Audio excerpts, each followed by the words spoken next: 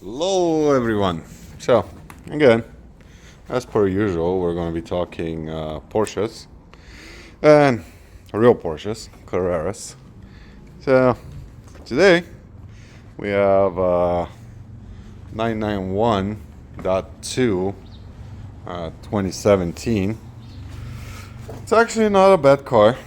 It's pretty good, but then you read the fault codes out of it, and this is what you get.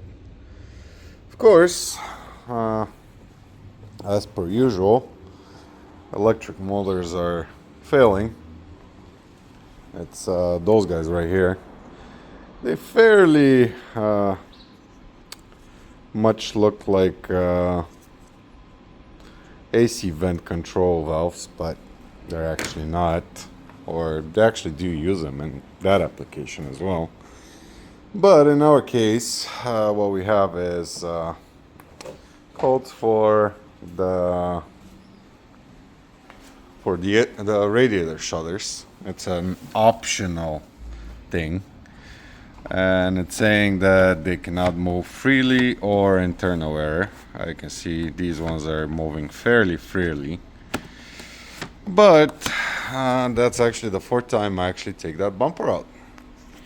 So Porsche list price, they want $300 odd for those two motors each, and us trying to save the customer a couple dollars, we actually bought some from an aftermarket supplier. So we got the first two and put them on, put the bumper back on. That didn't work. Shocker. So now you're thinking, does the car have a fuse for it that maybe burnt? Nope. Does not have a fan. Doesn't have a fuse for those beautiful flaps. But they are also link controlled. So out of the 6 molders that we tried so far, only one actually managed to work in this beautiful application. And to take them out, you actually have to pull the bumper off.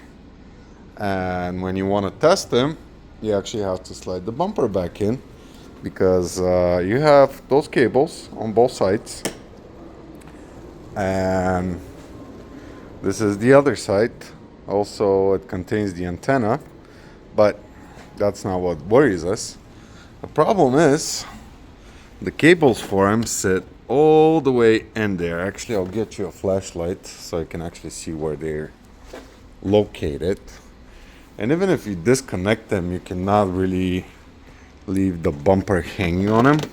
See, the connector is attached right down there.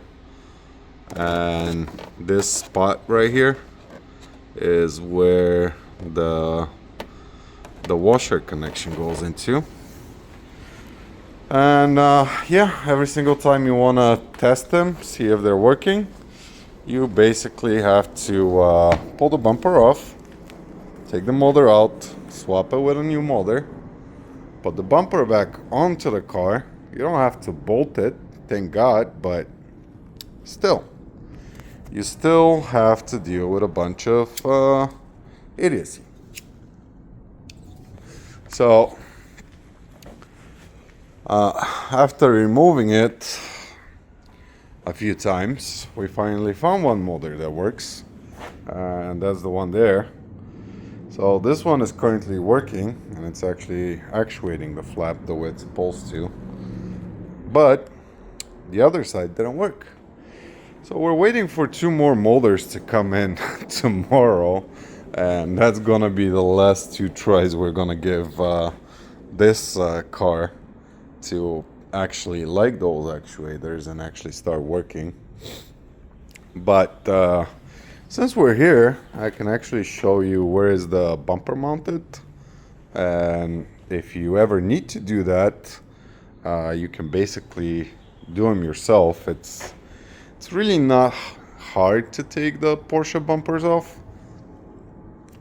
I actually much rather take those bumpers off than a lot of other cars' bumpers, but it's a fairly simple process.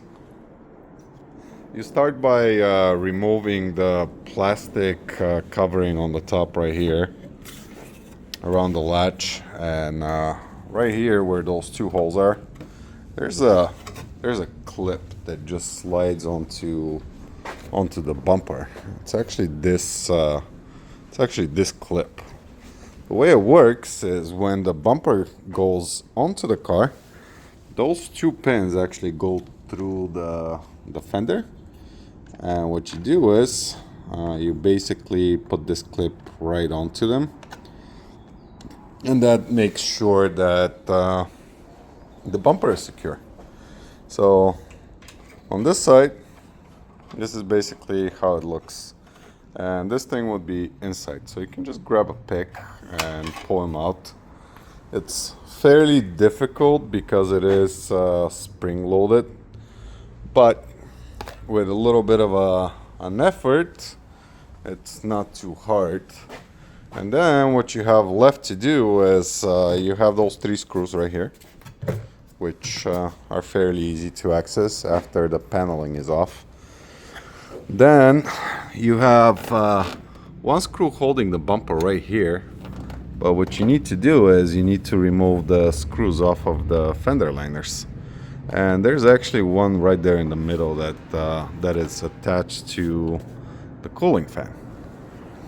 So that being said, you also have a few screws down here, and all you need to do is once the fender liners are disconnected, you can just push them away a little bit, push your hand in there, disconnect the 2 main connectors, the washer hose, and the antenna cable, and at this point all you got to do is slide it out. For the washer port, as you can see, this hole up here is 2-sized.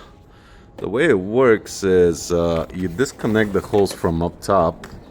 I don't know if you guys can see the female connection up there, but you disconnect it from the female connection, which is held by only by this little clip.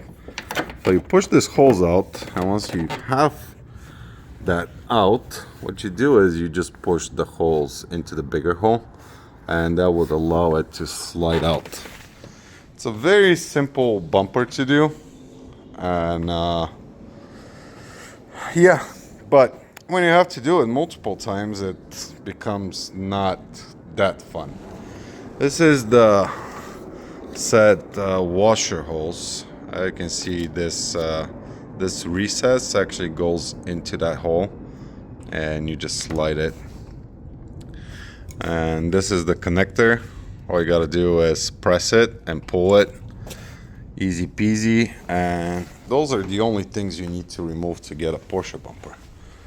So while we're doing everything else with that 911, we're also diagnosing the AC for a very tiny leak somewhere.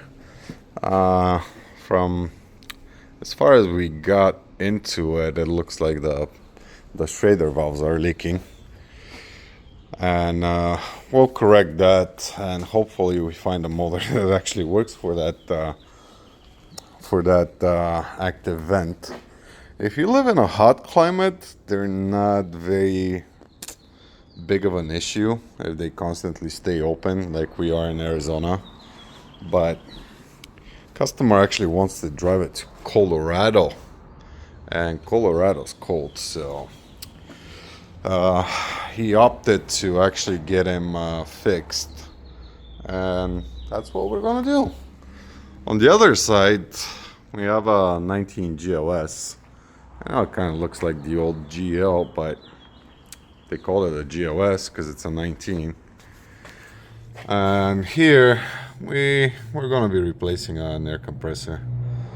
So lady came in, she said air suspension malfunction, and we did a quick diagnostics. It was showing codes for the compressor being unable to get air pressure up or not get it fast enough. The first thing that we found out is that the fuse is blown. So we decided to try the compressor with replacing the fuse. The moment the compressor started running, it just blew the new fuse as well. So compressor time it is, unfortunately. A few months ago, this car actually had an issue with the rear air springs, and they actually did drive them for a while after they blew up. So we did replace them, and we did test the compressor. It tested fine, even though we had a suspicion that the compressor did overheat a couple of times. But we left it alone since fill time was good and everything looked to be working fine with that compressor until yesterday. So it's been some time, but overworked compressor, I don't know how much you can trust them. But sometimes you get lucky, I guess. In this case, we didn't get that lucky. On the parking lot, we have a couple of other interesting things. Like we have a 991.1 Targa that needs a door latch and some other stuff. We have an SL for simple maintenance, Jaguar for turbo. So as per usual, we are having all the fun. Electrical, air suspensions, and maintenance stuff, ACs. Yeah, again, it's been a while since the last video that I did, but as I've said before, YouTube is not our primary goal here, but we still wanted to keep you up to date with what's going on in the shop and what are we up to. We're always having fun stuff to deal with, or not that fun. I don't know if you can guess which one I'm talking about, but like everything else, we will prevail with it.